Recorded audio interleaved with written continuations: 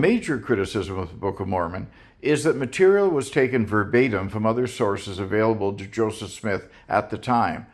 I'll discuss the view of the Hebrews in the last war between the United States and Great Britain, the last book of Napoleon, and other possible sources later. But first, let's examine the vast amount of texts from the Old and New Testaments found in the Book of Mormon.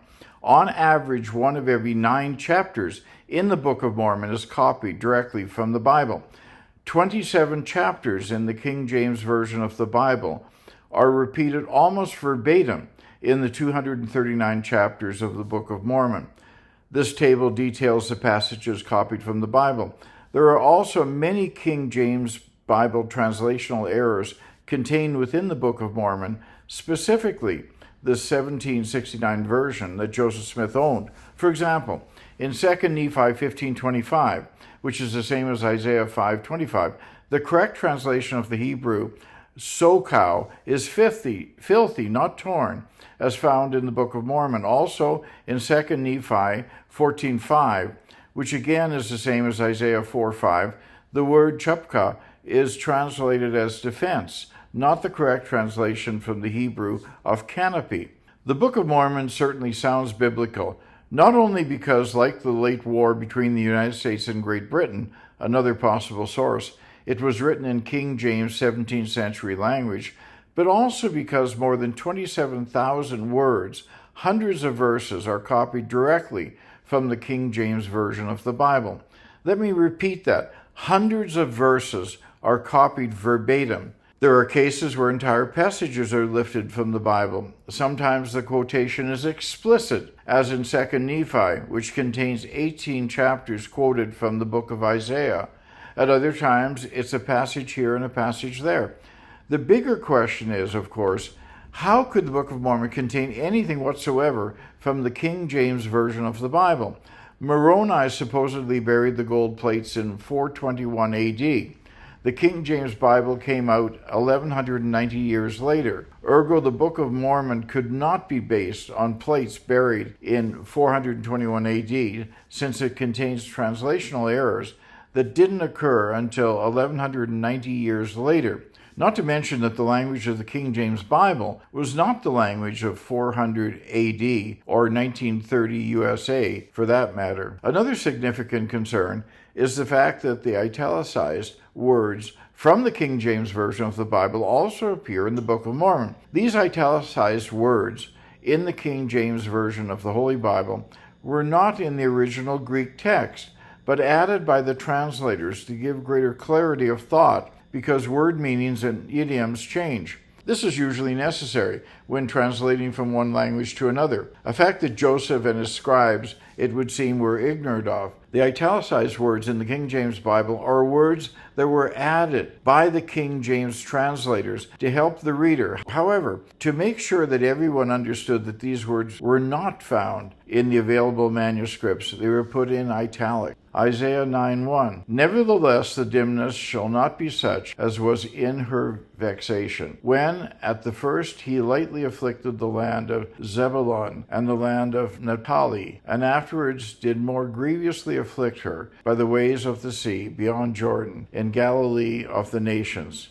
And here's the plagiarization in 2 Nephi 19:1.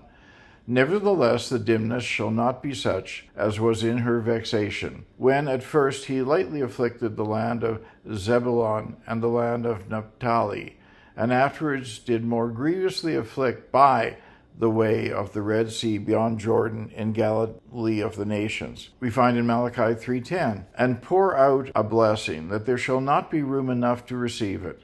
In 3 Nephi, the plagiarized chapter reads, "And pour you out a blessing, that there shall not be room enough to receive it." This is conclusive proof that Joseph Smith merely copied the passages from his Bible to the Book of Mormon. The King James Version was completed in 1611 AD, and the Book of Mormon was published in 1830. Indisputable proof that the Book of Mormon was written after 1611 and clearly not 1200 centuries before.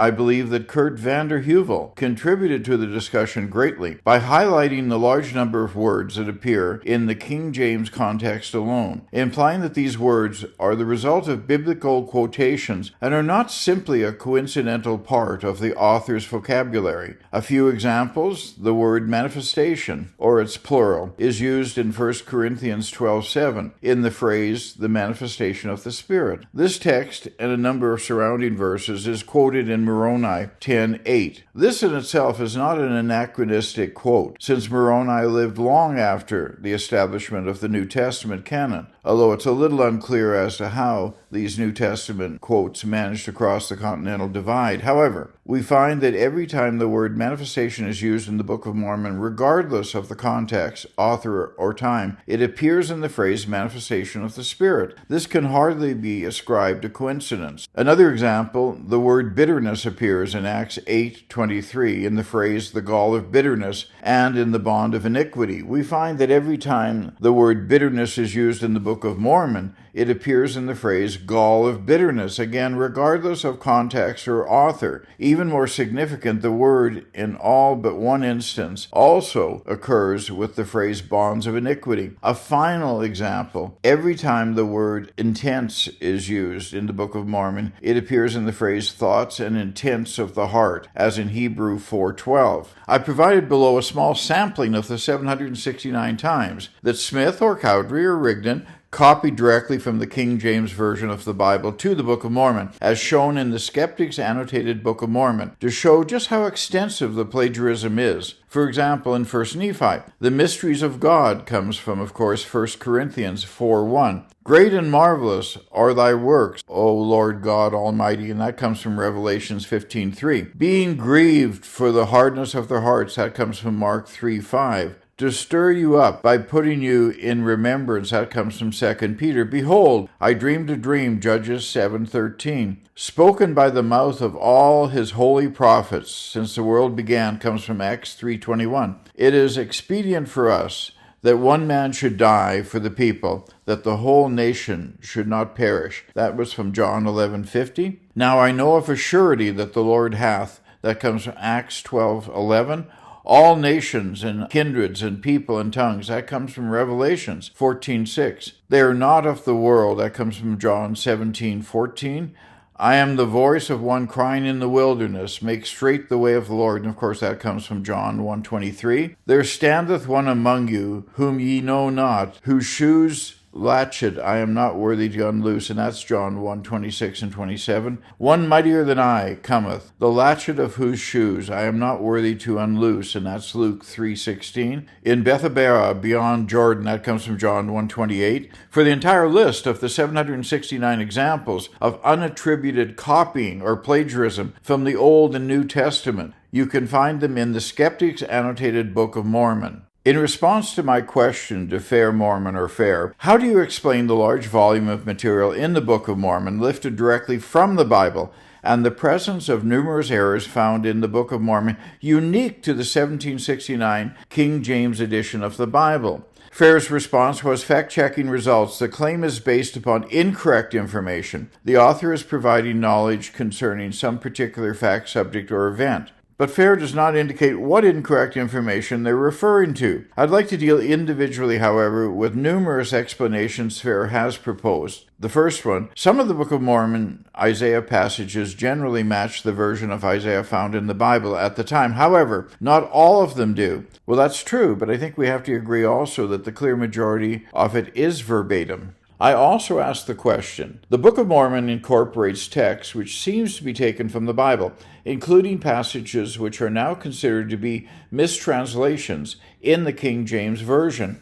If the Book of Mormon is an accurate translation, why would it contain translational errors that existed in the King James Bible? Fair's response to this was, we don't know the specific mechanisms by which the biblical passages were included in the translation. Therefore, we cannot answer this question based upon the current historical information. The only description of the translation process that Joseph Smith ever gave was that it was performed by the gift and power of God, and that the translation was performed using the Urim and Thummim. I interpret Fair's response here as saying essentially that we don't know why King James Bible version errors would appear in the Book of Mormon because no one reports Joseph using it. That is, of course, a very weak argument. Fair quotes Emma Smith as saying, "I know Mormonism to be the truth and believe that the church has been established by divine direction. I have complete faith in it. Frequently I wrote day after day, often sitting at a table close to him. He is sitting with his face buried in his hat, with the stone in it, and dictating hour after hour with nothing between us."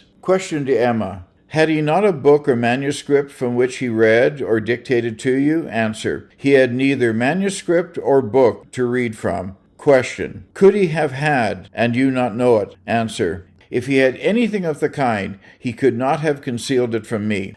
Yes, Emma says that she never saw him use the Bible as a reference, and I believe her. But let's be honest here. Emma didn't see him, or wasn't even aware of the fact that Joseph had married dozens of girls and women with whom he was having sex.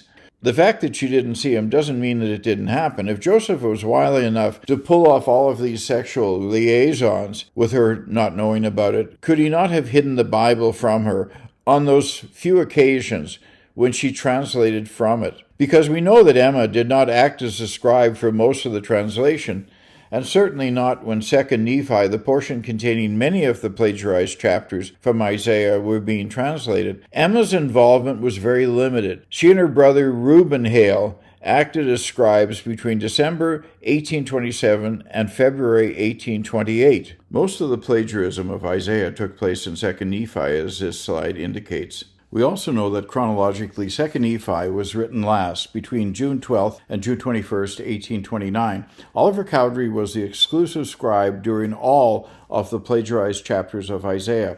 Indeed, as this quote by Royal Skousen appearing in the BYU Religious Studies Center indicates, Oliver was also the principal scribe for the production of the printer's manuscript. And I'm quoting, "The other manuscript, the printer's manuscript, is virtually intact. Only 3 lines of its text from the first leaf of the manuscript have been worn away.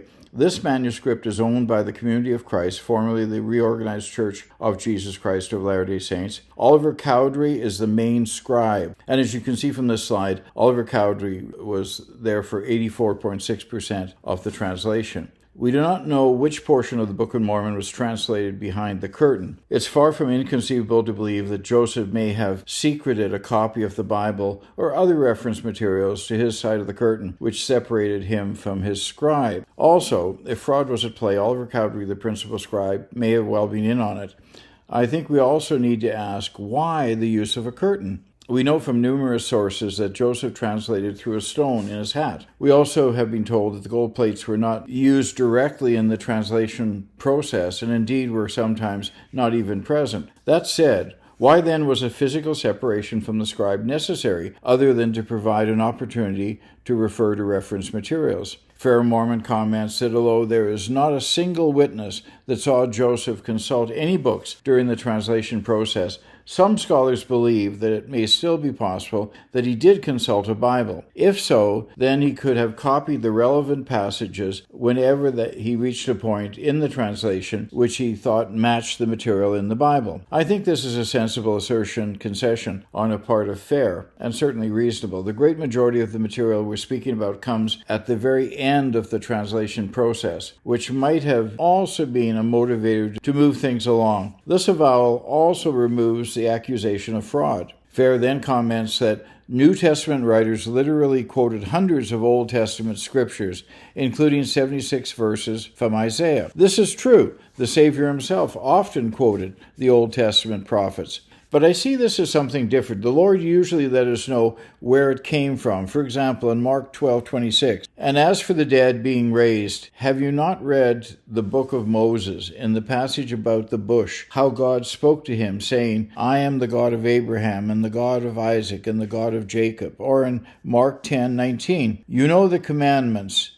Do not murder, do not commit adultery, do not steal, do not bear false witness, do not defraud, honor your father and mother. Or in Matthew 5:21, you have heard it was said to those of old, you shall not murder, and whoever murders will be liable to judgment. Or in Matthew 5:38, you have heard that it was said, an eye for an eye and a tooth for a tooth. Or in Luke 19:46, saying to them, it is written, my house shall be a house of prayer, but you have made it a den of robbers. Or in Luke 4:8, and Jesus answered him, it is written, you shall worship the Lord your God, and he shall you serve. In, however, the case of the Book of Mormon, we have large tracts of material copied almost verbatim with no references. Is this not conclusive proof that Joseph Smith or Oliver Cowdery or someone else merely copied the passages from the Bible to the Book of Mormon? The King James Version was completed in 1611 AD, and the Book of Mormon was published in 1830.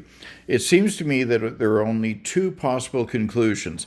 One, Joseph Smith or someone else in 1829 took passages from the Bible, errors and all, and copied them into the Book of Mormon, or that God, for reasons best known to himself, put the unique 1769 KJV edition errors and the King James Version translation italic clarifications into the most correct book on earth. Well, the second conclusion, of course, is absurd, but the first is also problematic. First, because so much has been made of the fact that Joseph did not use reference materials to aid in his translation. And secondly, the method of translation, according to Smith himself and many observers, indicate that English words or sentences would appear in his hat, and he would announce those to his scribe. Why does the church not concede that Joseph or his scribe, Oliver Cowdery likely, simply took the material from the King James Version of the Bible and wrote it in the Book of Mormon? After all, this in itself is not terribly damaging. It's reasonable to argue that Joseph could see that the words of Isaiah were coming up passage after passage, and therefore why not just go over to the Bible and copy it? Maybe he could even claim that he was inspired to do so. I believe that the reason this concession is not forthcoming is that the church realizes that this admission opens the door to Joseph's possible use of other source materials from behind that curtain, the late war, the view of the Hebrews, and so on. They just can't afford to go down that rabbit hole. Let's discuss briefly the similarities between the Book of Mormon and View of the Hebrews. View of the Hebrews is an 1823 book written by Ethan Smith. While not claiming any divine command, this Smith, unlike his prophetic namesake, also argued that Native Americans were descended from the lost 10 tribes of Israel. Several commentators on Mormon history and the Book of Mormon, including LDS Church General Authority B.H. Roberts and Fawn Brodie, Joseph Smith's biographer, noted the considerable similarities in the content of View of the Hebrews and the Book of Mormon, which was published 7 years after Ethan Smith's book. We certainly know that Joseph Smith had read View of the Hebrews as he refers to it, and I'm quoting him. If such may have been the fact that a part of the 10 tribes came over to America in the way we have supposed, leaving the cold regions of Ashereth behind them in quest of milder climates, it would be natural to look for tokens of the presence of Jews of some sort along countries adjacent to the Atlantic. In order to this, we shall make an extract from an able work written exclusively on the subject of the 10 tribes having come from Asia by way of the Bering Strait by the Reverend Ethan Smith of Vermont. Elder B.H. Roberts, the LDS Church historian, considered the profound similarities in this book, published 7 years before the Book of Mormon, which Joseph Smith not only had access to, but admits that he has read. Couldn't help but wonder, did Ethan Smith's View of the Hebrews furnish structural material for Joseph Smith's Book of Mormon? It has been pointed out in these pages that there are many things in the former book that might well have suggested many major things in the other. Not a few things merely, one or two, a half dozen, but many. And this is fact of many things of similarity and the cumulative force of them that makes him a serious menace to Joseph Smith's story of the Book of Mormon origin. I've listed below a few of the striking similarities and parallels between the two books. The View of the Hebrews was published in 1823. the Book of Mormon in 1830. Both were published in Vermont. Both feature the destruction of Jerusalem, the scattering of Israel, the Hebrews leaving the Old World for the New, the restoration of the 10 tribes, religion as the motivator, encountering seas of many waters, reached an uninhabited America. Settlers then traveled northward, migrations by a long sea journey. They encountered the valley of a great river, breastplate, Urim and Thummim present, gospel preached in America, full passages in Isaiah, Lord visits America, Hebrews divided into 2 classes, the wicked destroy the righteous, fortifications and watchtowers, Egyptian hieroglyphics, Hebrew origins of Indian languages and opposition in all things. In view of the Hebrews, we find a set of yellow leaves buried in Indian Hill. Elder B.H. Roberts noted that these yellow leaves, could have been of gold. The Book of Mormon, gold plates buried in the hill Cumorah. Can any reasonable and open-minded person read the following warnings by a man on a wall and not conclude that the similarities are more than coincidence? In the view of the Hebrews, Jesus of Ananas stood on the wall saying, "Woe, woe to this city, this temple, and this people. Came to preach for many days, cried in a loud voice, preached the destruction of Jerusalem, and had stones cast at him." Whereas in the Book of Mormon, Samuel the Lamanite stood on the wall saying, "Woe, woe to this city, this people. He came to preach for many days. He cried in a loud voice. He preached the destruction of Jerusalem, and had stones cast at him." In response to what I've written, Fair Mormon comments, fact-checking results. This claim contains propaganda and or spin.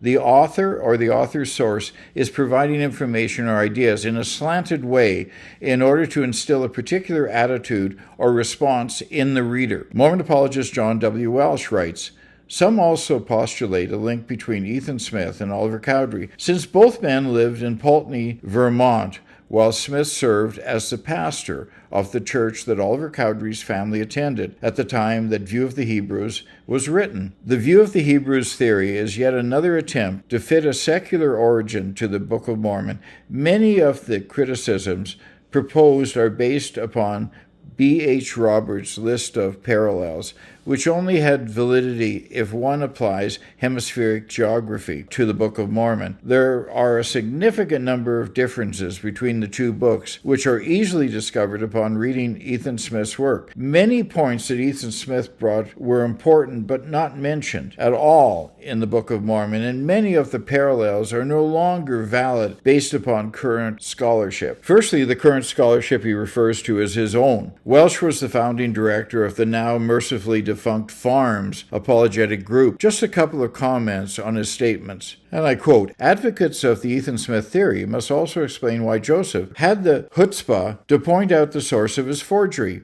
Chutzpah indeed, just like Joseph never thought that people would learn to read Egyptian, and therefore expose his translation of the papyrus as nonsense, or figure out that the gold plates that he himself tells us he darted through the woods with at full speed would have weighed more than half as much as he did, or that people would notice when he went back and changed numerous passages in the Book of Mormon to match his evolving view of the Godhead. There was also a textbook written in 1819 in King James language entitled The Late War Between the United States and Great Britain, used in New York State schools, which Joseph was likely exposed to, that reads very much like and has staggering parallels and similarities to the Book of Mormon. Another coincidence? Both books contain devices of curious workmanship in relation to boats and weapons, stripling soldiers. A certain chief captain was given in trust a band of more than 2,000 chosen men to go forth to battle. Fortifications. The people began to fortify themselves and entrench the high places about the city. Their polished steels of fine workmanship, rods of iron, war between the wicked and the righteous Indians versus savage Indians, conversion of Indians, brass plates, worthiness of Christopher Columbus, a battle at a fort, where righteous white-skinned protagonists are attacked by an army made up of dark-skinned natives, a cataclysmic earthquake followed by great darkness, elephants in America, chiasmus, and the mind-numbing overuse of "it came to pass."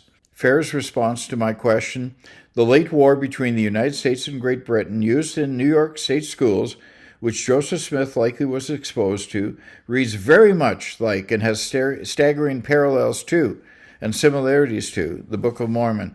Their response was, Fact-checking results. This claim contains propaganda and or spin. The author or the author's source is providing information or ideas in a slanted way in order to instill a particular attitude or response in the reader. I would contend that reporting the facts does not translate as instilling a particular attitude or spin. The world of big data and powerful computers has now provided a new powerful tool for discerning and identifying plagiarism. The concept itself is very simple, but again, its application was all but impossible until the advent of powerful computers. An n-gram is a contiguous sequence of items from a given sequence of text or speech. The items can be words, letters, or syllables. The n in n-gram represents the number of elements in a sequence. For example, 4 grams would be 4 words in a sequence. Now is the time would be an n-gram. With the aid of modern powerful computers, we can compare 2 documents regarding how often the same 4 words, or 3 words in the case of a 3-gram, 5 words in the case of a 5-gram, etc., appear in the same sequence or order. In both, when 2 books have a high relative frequency of n-grams, the greater the probability that plagiarism has occurred.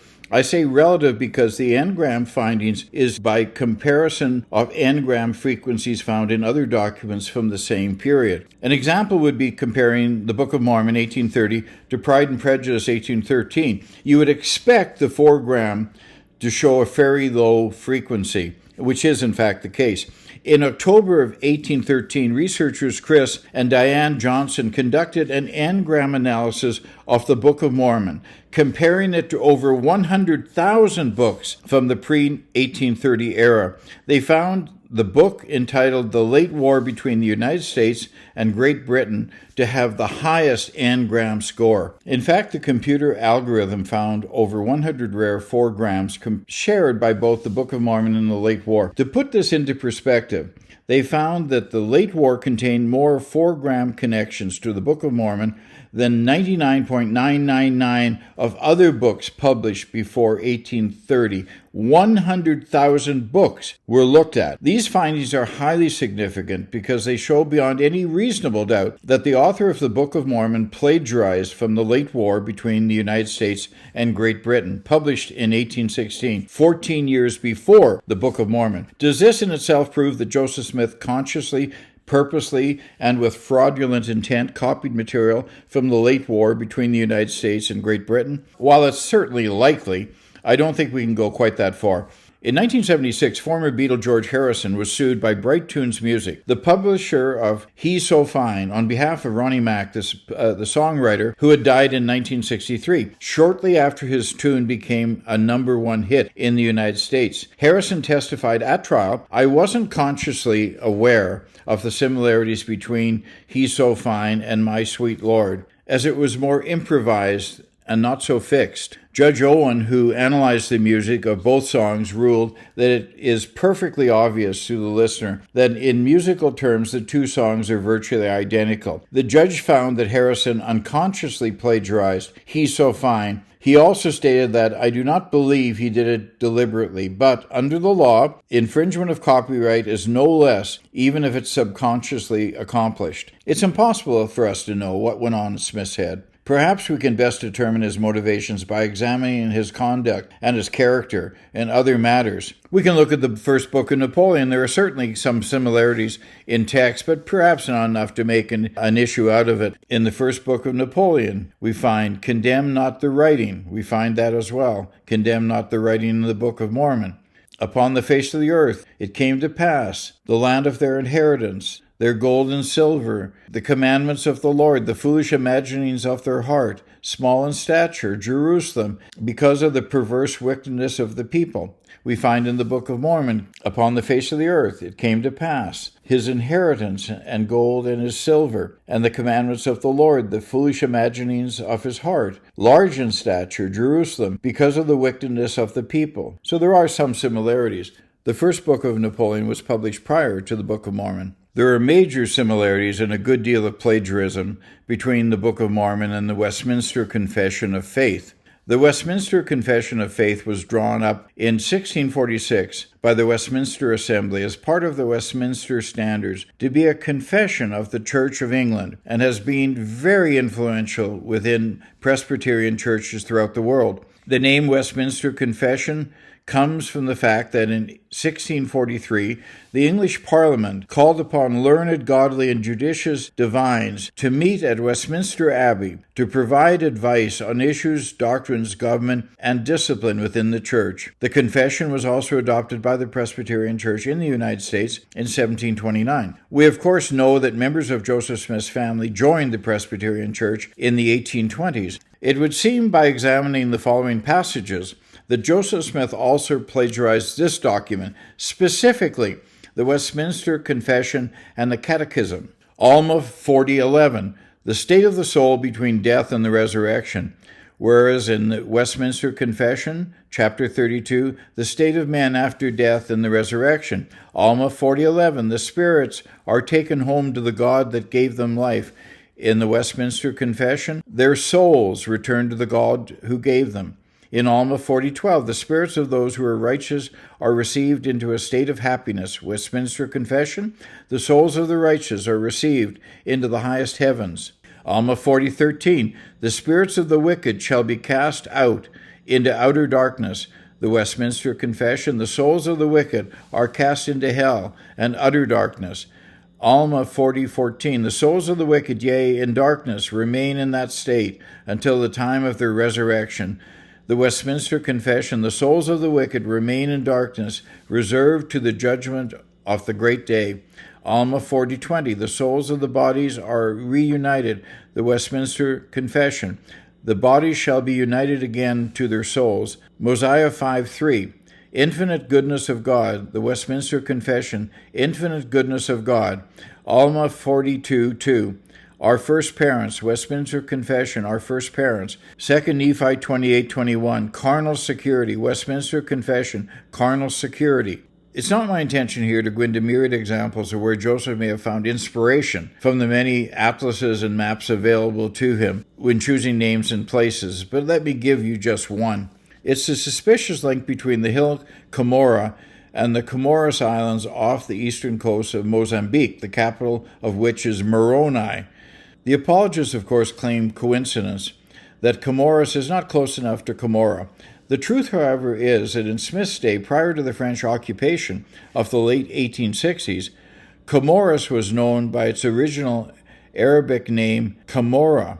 It's a little more than suspicious that the 1830 Book of Mormon uniformly spells Camorra as Camorra with an A, for example. And I, Mormon, wrote an epistle unto the king of the Lamanites, and desired of him that he would grant unto us that we might gather together our people unto the land of Camorra, by the hill which is called Camorra, and where we would give them battle. And finally, of course, the question that Mormon apologists always end up with is, could an ignorant farm boy have written the Book of Mormon? A book which covers a period of from 2200 BC to 421 AD that has 102 chapters, 25 of them about wars, 10 about history, 21 about prophecy, and 32 about doctrines, including the history of two distinct and separate nations, along with histories of different contemporary nations or groups of people, that describes the economic, religious, social, and political cultures of these two distinct nations, that contains over 500 pages with over 500 words on each, that includes ancient Hebrew literary writing styles such as idioms and chiasmus, that introduces roughly 150 new proper nouns. Could an uneducated farm boy come up with 531 pages of ancient scripture on his own that was historically accurate and prophetic in nature? Well, the short answer is yes, of course he could. In the first place, Joseph had a lot of time. The translation of the Book of Mormon did not really take place in less than 3 months. It spanned a year, and Joseph may have possibly been working on the storyline for several years before the reported start date. Remember, too, that the Book of Mormon, the most correct book in the world, has undergone over 100,000 changes, thousands and thousands of textual and grammatical corrections, including many significant changes in doctrine, As I hope I've shown, a large portion of the Book of Mormon, too, is simply quotes and plagiarization of the Bible, and many of the themes bear strong parallels to ideas popular in 19th century America, as well as Smith's family dreams and experiences. As well, amazing similarities to View of the Hebrews, the last war between the United States and Great Britain, and the Book of Napoleon suggest much of the content of the Book of Mormon was sourced from these popular books, all published prior to the Book of Mormon. The book itself is not particularly well written. The storyline is no more complex than a Game of Thrones episode or Faulkner's Abbason, and far less complex than Tolkien's The Silmarillion or Lord of the Rings, and certainly far less entertaining. Non-LDS authors and literary critics are not so impressed with it as to entertain the notion that it could not be written without divine assistance. The essential question is, what is more logical? That Joseph Smith wrote the book, or that a divine being showed a young treasure hunter the location of golden plates, which by placing a magic stone in his hat, he learned to translate? And finally, he could have had help. When General Authority B.H. Roberts was asked if he thought that Joseph Smith could have written the Book of Mormon, he said, "Was Joseph Smith possessed of a sufficiently vivid and creative imagination as to produce such a work as the Book of Mormon from such materials as were indicated in the previous chapters? That such power of imagination could have been of such a high order is conceded. That Joseph Smith possessed such a gift of mind, there was no question." He also quotes Smith's mother's history of Joseph as saying, "During our evening conversations, Joseph would occasionally give us some of the most amusing recitals that could be imagined.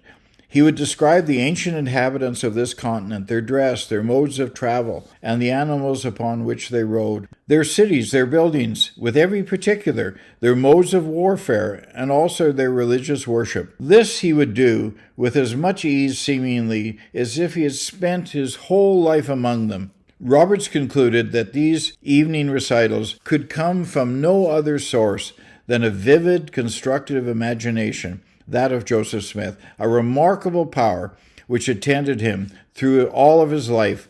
It was as strong and varied as Shakespeare's, and no more to be accounted for than the English bards. So sadly, for their apologies, Fair Mormon earns another F. Well, this concludes today's episode. Until next time, this is Paul Douglas wishing you all the very best.